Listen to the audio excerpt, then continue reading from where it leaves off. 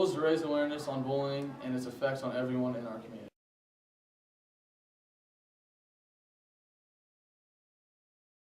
Bullying is a social disturbance where a group of people or a singular person tries to affect another group of people or another person in a manner that makes them feel less about themselves. I think my definition of bullying would be whenever you decide to intentionally harm someone, whether it's like physically or emotionally or directly to their face or not, just trying to like harm them. Bullying.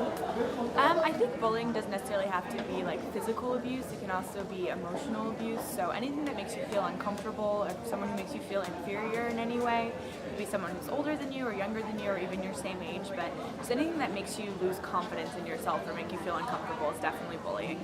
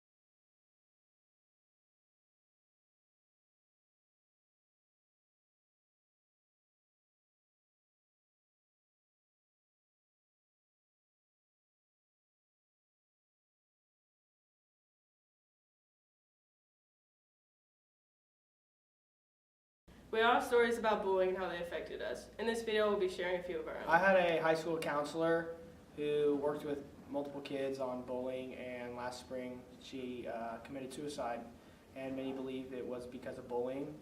So that shows the different effects that bullying can do to people. They can affect them even if they're helping other people try to resolve it. So at competitions for band, it was usually one big band photo, and I was in color guard, and so color guard usually lines up across the front.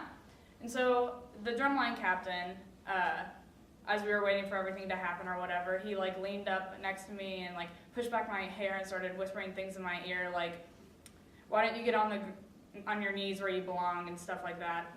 When we actually did take the photo, we were kneeling on the ground, and so he would like nudge me in the back and say things like turn around and just in general derogatory comments. And it didn't just affect me, it also affected the other girls in the group. I ended up having to talk to about half the girls about it just because they thought that he might start doing stuff to them. And so it doesn't just affect one person. And then after the competition, I went in with a couple other members of the band, a couple girls from the guard, and then a friend of mine who was really urging that we go talk to the band director, and we all met up with him and told him what happened, and he did nothing about it. So then we went up to our vice principal. Again, they did nothing about it, and he never got in trouble, purely because his dad donated money to the school. So it just shows that not always people will do something for it, but you need to go talk to someone anyway.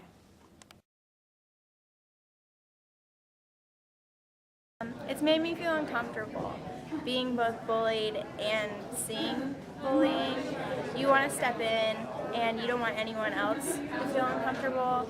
And then when you're bullied, you don't really know what to do.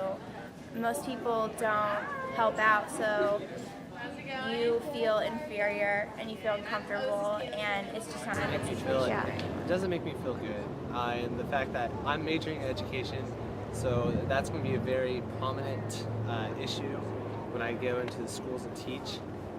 And I feel it's something that needs to be addressed.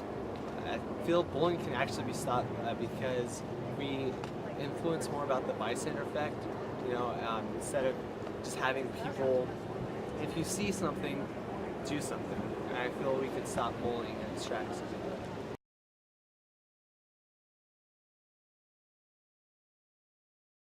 Bullying is a very real issue that people experience every day. We can make a change if we're willing to stand up. We can make a change. Next time you see bullying, Don't be a bystander. stand up. Get help. Take action. And end bullying.